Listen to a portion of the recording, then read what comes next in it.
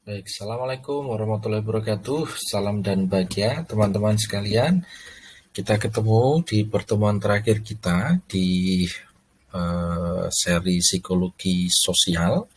Kali ini kita akan bahas tentang psikologi sosial terapan.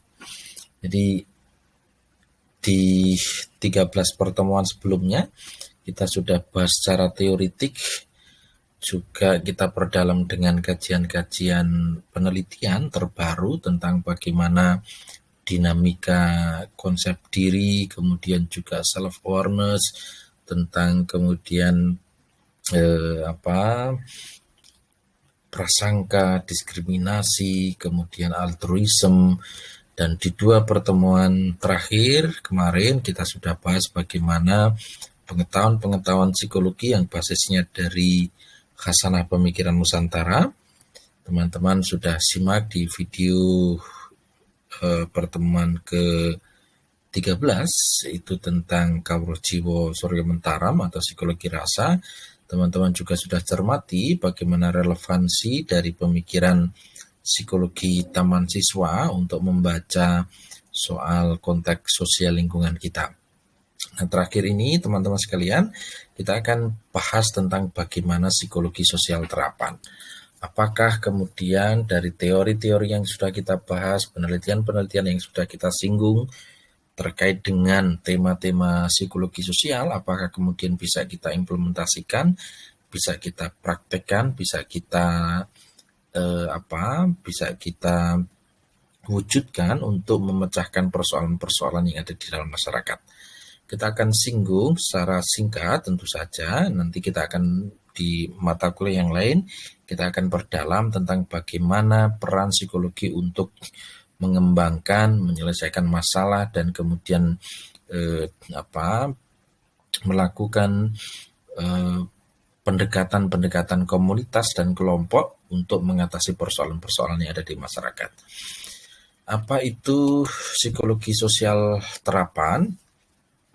Kalau kita lihat sesungguhnya teman-teman sekalian, psikologi sosial itu dituntut untuk lebih relevan dalam memandang, kemudian meneliti dan menyelesaikan persoalan-persoalan dalam lingkup kelompok, komunitas maupun sosial yang lebih besar yang terjadi di dalam masyarakat kita, sehingga dengan itu sesungguhnya menuntut kita sebagai ilmuwan psikolog sosial, gitu ya, psikologi sosial, untuk tidak sekedar berteori, untuk tidak sekedar mempelajari teori-teori, apalagi teori-teori yang kita impor dari luar, gitu ya, tetapi juga kemudian membangun atau memiliki nilai-nilai yang praktis atau terapan.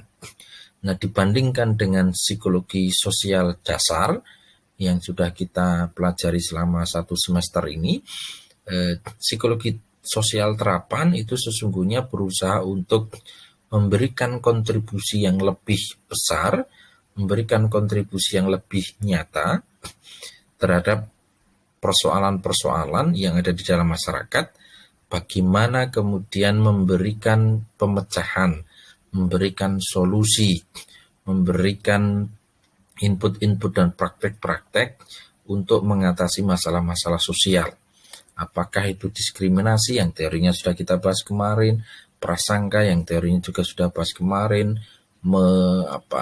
melubernya hoax di sosial media yang hari ini kita bisa cermati bersama-sama, atau kemudian berkenaan dengan konflik-konflik gitu ya, kekerasan, kemudian pertikaian dan seterusnya, tentu dengan menggunakan pendekatan-pendekatan yang lebih bersifat pada deduktif.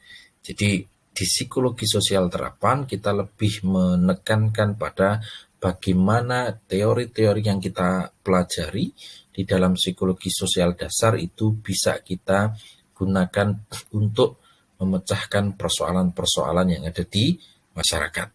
Sehingga teori kita bukan berada di menara gading akademik, tetapi implementatif pada lingkungan masyarakat kita.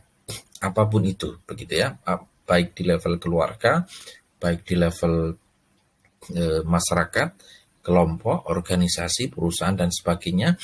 Psikologi sosial terapan itu menemukan konteksnya, Jadi bukan hanya dalam kajian ranah teoritik akademik, tetapi juga ranah praktis atau ranah terapan. Kita lihat bagaimana definisi dari psikologi sosial terapan. Nah, psikologi sosial terapan kalau kita lihat dari terminologi ini tentu saja adalah penerapan dari berbagai metode, kemudian teori, prinsip, ataupun temuan-temuan penelitian yang digunakan untuk mengerti, memahami, memprediksi, memberikan solusi atas masalah-masalah sosial yang terjadi di dalam masyarakat. Ini definisi yang dikemukakan oleh Oskam dan Schultz di tahun 1998. Ada beberapa kata kunci di sana, yaitu penerapan. Penerapan dari berbagai metode, berbagai teori, berbagai prinsip, dan berbagai temuan-temuan penelitian terbaru maupun temuan penelitian dasar yang sudah kita diskusikan itu digunakan untuk mengerti. Yang pertama ya, tentu saja untuk mengerti. Yang kedua untuk memahami. Setelah mengerti kemudian digunakan untuk memahami, tetapi sesungguhnya juga digunakan untuk memprediksi apa yang akan terjadi jika persoalan-persoalan ini tidak segera diselesaikan. Maka selanjutnya adalah untuk memberikan solusi, untuk memberikan jawaban atas persoalan-persoalan yang terjadi di dalam lingkup masyarakat, di dalam lingkup kelompok, baik kelompok kecil maupun kelompok besar. Pertemuan sebelumnya kita sudah bahas juga soal dinamika-dinamika kelompok. Nah, teman-teman sekalian, psikologi sosial terapan itu tentu saja ada beberapa prinsip dasar di sana. Yang pertama tentu saja tinjauan terhadap masalah-masalah sosial yang nyata. Jadi masalah-masalah sosial yang dihadapi di dalam lingkup masyarakat kita itu tentu perlu kita mengerti, perlu kita teliti dan kemudian kita kenali persoalannya di mana. Itu yang pertama. Yang kedua, tidak hanya bersifat eksplanatif atau menjelaskan. Ketika kita mendapatkan persoalan-persoalan yang real di dalam masyarakat, psikologi sosial terapan bukan hanya berada pada ruang lingkup menjelaskan, bukan berada pada ruang lingkup untuk mengeksplanasi atau mendeskripsikan. Tetapi kemudian yang ketiga adalah melakukan rekayasa perilaku sosial atau social behavior engineering. Jadi setelah menjelaskan maka kemudian mampu untuk melakukan rekayasa perilaku sosial. Bagaimana persoalan-persoalan yang kita temukan di dunia nyata, kita jelaskan dan kemudian kita menyusun seperangkat perubahan perilaku sosial. Melalui apa? Bisa melalui pelatihan, bisa melalui perundang-undangan atau peraturan-peraturan baik dari level mikro sampai pada level makro misalnya. Contoh misalnya peraturan larangan mudik yang kita temui hari-hari ini, Lebaran kemarin ini, itu tentu saja adalah bagian dari upaya untuk merekayasa perilaku sosial. Nah, dengan begitu sesungguhnya kita sedang berada pada track untuk memecahkan persoalan atau masalah-masalah perilaku sosial.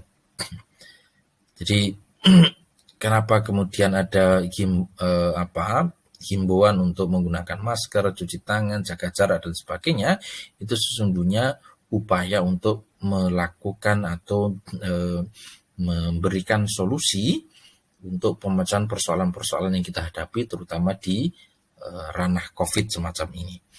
Kemudian yang keempat, selain kemudian mencoba menyelesaikan persoalan-persoalan yang dihadapi dengan perubahan perilaku sosial itu, tentu saja juga membangun pemberdayaan perilaku sosial atau disebut sebagai social behavior empowerment. Kalau pemecahan sosial tadi itu adalah social behavior problem solution, maka setelah itu baru kemudian bagaimana langkah dari psikologi terapan, sosial terapan itu untuk membangun masyarakat yang berdaya, mewujudkan masyarakat yang berdaya atau social behavior empowerment. Baru kemudian membantu pengembangan masyarakat secara umum. Nah, ini setidaknya beberapa catatan, beberapa prinsip yang bisa kita gunakan di dalam memahami, menjelaskan tentang bagaimana psikologi sosial terapan. Ketahui dulu masalahnya apa yang real di masyarakat, kemudian jelaskan, tidak hanya menjelaskan saja, kemudian melakukan atau merumuskan serangkaian rekayasa perilaku sosial atau social behavior engineering, digunakan untuk memecahkan persoalan-persoalan perilaku sosial yang tujuannya tentu untuk membangun pemberdayaan perilaku sosial yang pada akhirnya membantu pengembangan masyarakat. Ini prinsip-prinsip dasar dari psikologi sosial terapan. Nah, ciri-cirinya apa? Ciri-ciri dari psikologi sosial terapan, yang pertama tentu saja berorientasi pada masalah. Bukan yang di psikologi sosial terapan tidak berorientasi lagi pada hal-hal teoritik atau kajian-kajian yang sifatnya akademis, tetapi berorientasi pada masalah. Jadi berawal dari satu masalah yang muncul di dalam masyarakat, masalahnya bisa apapun gitu ya, yang kemudian harus diatasi atau dipecahkan, bukan sekedar diteliti untuk menjawab rasa ingin tahu ilmiah semata, tetapi digunakan untuk membangun atau memecahkan persoalan, menyelesaikan persoalan. Yang kedua, itu berorientasi pada nilai. Jadi psikologi sosial terapan itu kemudian bukan ini tidak bebas nilai gitu ya. Jadi tidak bebas nilai artinya cenderung pada satu nilai tertentu. Sehingga di dalam prakteknya tentu saja berpihak pada nilai-nilai yang universal. Bagaimana membangun masyarakat yang harmonis misalnya, maka nilai-nilai keharmonisan, kerukunan itu yang diutamakan.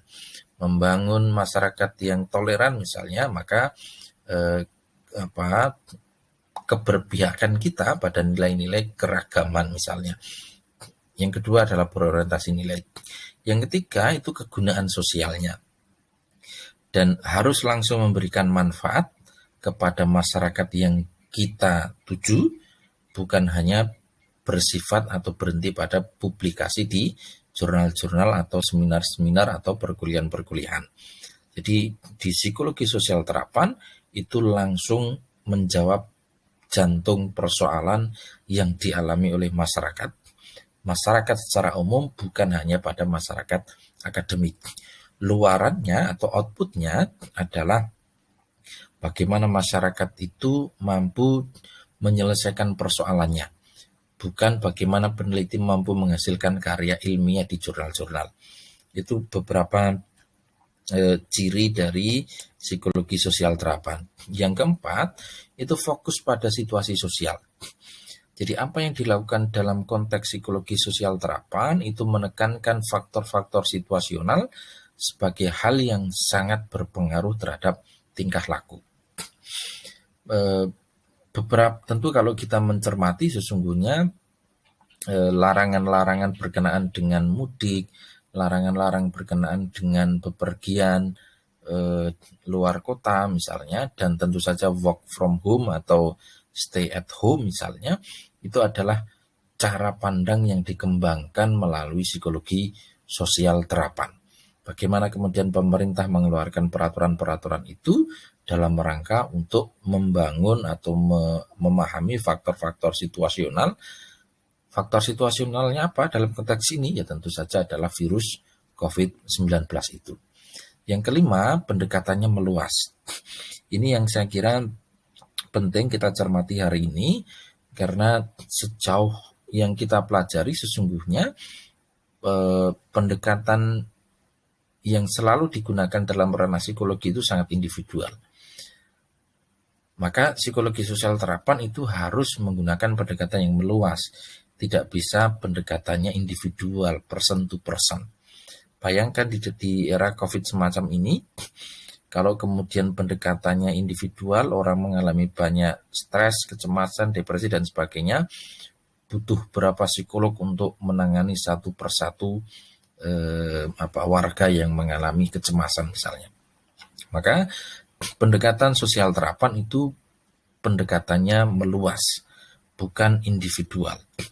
Artinya harus memiliki pendekatan yang komprehensif, bukan hanya dipandang dari satu orang gitu ya, untuk memahami masalah, dinamika analisis masalahnya, kemudian dibawa pada tingkat yang lebih makro. Nah, makro itu meluas, makro itu lebih besar begitu, yang kemudian banyak melibatkan variabel-variabel yang tidak diduga terkait dengan masalah. Jadi dalam konteks pendekatan yang meluas ini akan banyak disiplin ilmu yang berkecimpung pada satu masalah sosial. Penelitian kami misalnya di Gunung Kidul berkenaan dengan Pulung Gantung misalnya, tidak cukup hanya dengan pendekatan psikologi sosial misalnya. Butuh disiplin filsafat, membutuhkan disiplin antropologi budaya misalnya, membutuhkan disiplin psikologi klinis, membutuhkan disiplin kedokteran misalnya, membutuhkan disiplin hukum dan seterusnya. Sehingga pendekatan yang meluas ini memungkinkan terjadinya kolaborasi lintas ilmu, kolaborasi lintas stakeholder, dan kolaborasi tentu saja lintas ahli begitu ya, yang memungkinkan pendekatannya sangat menyeluruh. Itu 5 ciri dari psikologi sosial terapan. Berorientasi pada masalah, kemudian berorientasi pada nilai, berorientasi pada kegunaan sosialnya, kemudian fokus pada situasi sosial dan pendekatan yang meluas. Yang keenam, teman-teman, akan berkaitan dengan setting sosialnya. Jadi kondisi yang diteliti adalah alami, artinya bukan pada kondisi laboratorium. Kondisi alami tentu saja adalah tempat masyarakat melakukan aktivitas keseharian. Maka kalau meneliti soal Pulung Gantung ya, kondisi masyarakat di Gunung Kidul seperti apa, itu yang kemudian setting lapangannya ya masyarakat itu sendiri, bukan masyarakat yang dibuat-buat, bukan berada pada laboratorium. Yang ketujuh itu berkenaan dengan manfaat praktis. Jadi teman-teman sekalian, di dalam psikologi sosial terapan tentu saja manfaatnya harus pada kemanfaatan praktis. Dan lebih ditekankan pada manfaat praktis karena keuntungan yang didapat dari penelitian adalah penentuan seberapa mungkin intervensi dilakukan. Penelitian tetap harus dilakukan, tetapi bagaimana kemudian intervensi itu dilakukan. Nah, psikologi sosial terapan ini juga kemudian bisa diterapkan bukan hanya pada ruang lingkup masyarakat yang cair, tetapi juga pada organisasi-organisasi profesional. Misalnya pelatih mental sepak bola timnas itu pasti juga menggunakan psikologi sosial terapan. Kemudian pelatih apalagi tim-tim olahraga, SEA Games dan seterusnya itu pasti begitu. Kelompok-kelompok kompetitif itu pasti juga begitu. Sehingga kebermanfaatannya kemudian bisa dirasakan secara langsung. Ini beberapa perbedaan penelitian dasar dan penelitian terapan. Bahkan di dalam konteks penelitian pun kemudian ada perbedaan mendasar antara psikologi sosial dasar dan psikologi sosial terapan. Misalnya di dalam konteks penelitian dasar, ruang lingkup penelitiannya ya penelitian akademik. Tetapi di dalam psikologi terapan, ruang lingkup penelitiannya apa? Ya tentu saja adalah masyarakat itu sendiri, bukan hanya pada ranah akademiknya. Kemudian berkaitan dengan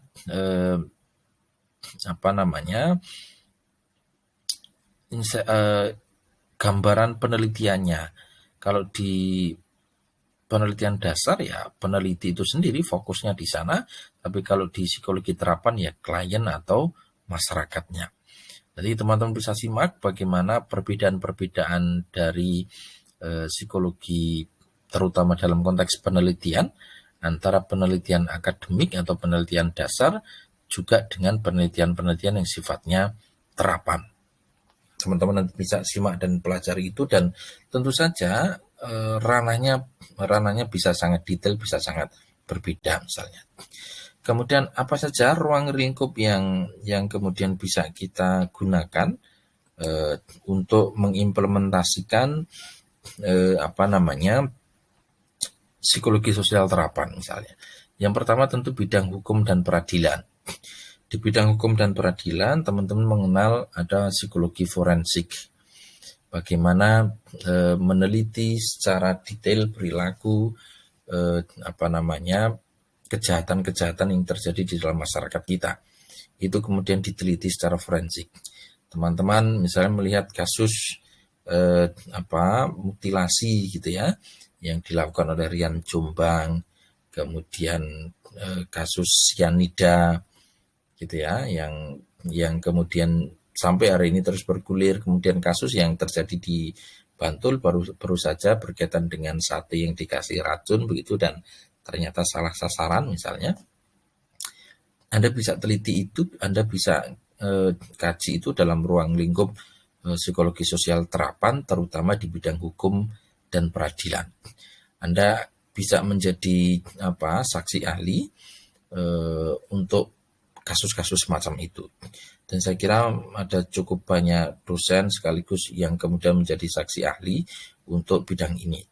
Misalnya dalam kasus Ahok misalnya, penistaan agama, itu juga bisa digunakan sebagai saksi ahli bagaimana psikologi sosial terapan bisa bermain di sana. Kemudian dalam bidang tata kota atau tata ruang, Anda mempelajari soal psikologi lingkungan, dan itu pasti berkaitan karena psikologi lingkungan itu salah satu rumpun dari psikologi sosial. Bagaimana misalnya bicara soal kesesakan, crowded, kemacetan, kemudian daerah-daerah kumuh misalnya. Sehingga kita perlu menata kota dengan hal semacam apa misalnya. Itu Anda bisa gunakan. Konsultan-konsultan tata kota, kemudian tata ruang dan sebagainya itu penting digali dari perspektif psikologi sosial terapan. Dari bidang politik misalnya juga bisa kita gunakan sebagai, kalau di penelitian ya penelitian terapan ya, untuk membaca elektabilitas, elektabilitas calon. Apakah itu calon presiden, apakah itu calon gubernur, bupati, dan seterusnya, termasuk misalnya partai politik. Anda bisa gunakan metode-metode penelitian psikologi sosial dasar maupun psikologi sosial terapan bisa digunakan untuk membaca peta politik, elektabilitas atau elektabilitasnya. Kemudian dalam bidang komunikasi tentu saja juga berperan bagaimana membekali para calon pemimpin dengan bahasa, dengan gaya persuasi misalnya. Di dalam konteks bidang komunikasi, Anda lihat misalnya konsultan komunikasi untuk seorang calon presiden itu berapa juta, berapa ratus juta, atau bahkan M misalnya. Kalau Anda lihat beberapa lembaga-lembaga survei ketika mengkonsultani calon presiden, ya bayarannya luar biasa. Anda tidak bisa ragukan bayaran untuk jadi konsultan itu di sana, di ruang politik maupun komunikasi, ya luar biasa. Kemudian pembangunan ekonomi tentu juga penting, apalagi misalnya di rural gitu ya, di pedesaan. Psikologi sosial memainkan peran penting karena di sana ada cukup persoalan-persoalan yang sifatnya budaya, persoalan-persoalan yang sifatnya sosial, itu kemudian perlu ditinjau di sana. Bidang kepemimpinan tentu saja juga menjadi ruang lingkup dari psikologi sosial terapan. Bagaimana mendorong, bagaimana membangun pelatihan-pelatihan yang menarik untuk kemudian menciptakan, meng-create seorang pemimpin misalnya.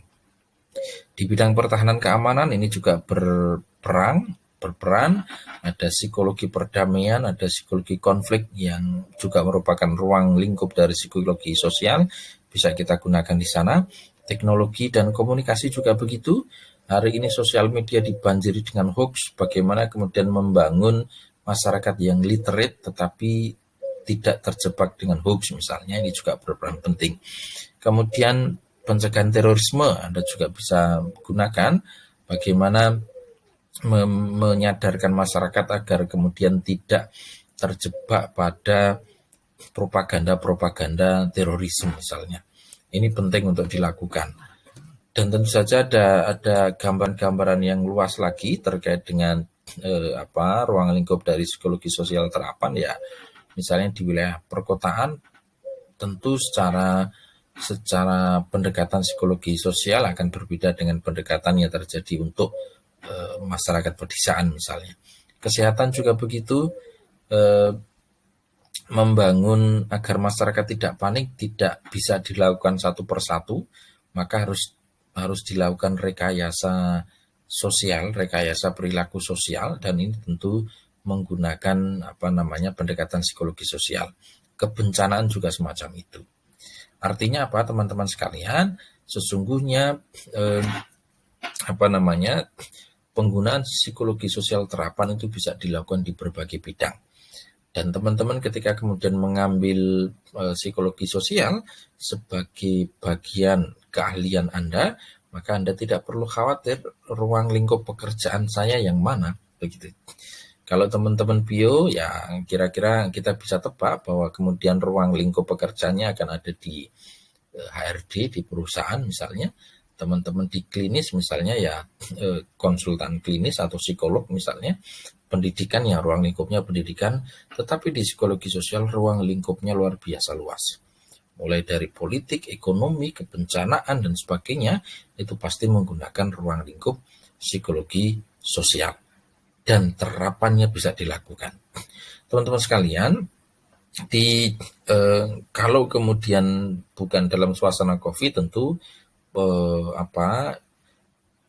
pertemuan-pertemuan semacam ini akan ada praktek. Di beberapa pengalaman semester sebelumnya kita sudah lakukan teman-teman kuliah lapangan di berbagai tempat, apakah itu di NGO, kemudian di lapas gitu ya, lembaga pemasyarakatan, kemudian di slum area, perkotaan, kampung-kampung kumuh, termasuk kemudian juga di mempelajari bagaimana interaksi di dunia prostitusi misalnya di Yogyakarta, itu bisa kita cermati betul.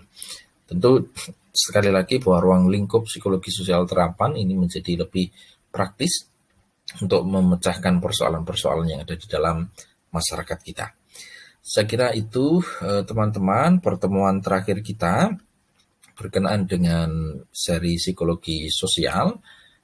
Sekali lagi bahwa mempelajari psikologi sosial, ruang lingkup pekerjaan Anda terbuka sangat luas.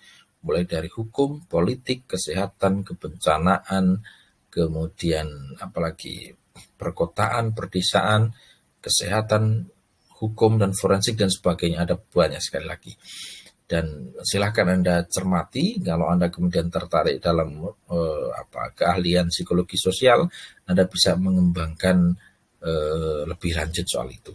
Saya kira itu, teman-teman silakan jika ada pertanyaan bisa diajukan melalui kolom komentar di sana, nanti kita diskusikan secara lebih detail. Begitu teman-teman, terima kasih untuk perhatian Anda menyimak seluruh seri psikologi sosial. Semoga ini memberi kemanfaatan pada teman-teman sekalian, bukan hanya untuk diri sendiri, tetapi juga bagaimana membaca orang lain, perilaku orang lain dalam lingkup sosial, dalam lingkup kelompok, komunitas, organisasi, dan terusnya. Oke, saya kira itu. Terima kasih dan salam.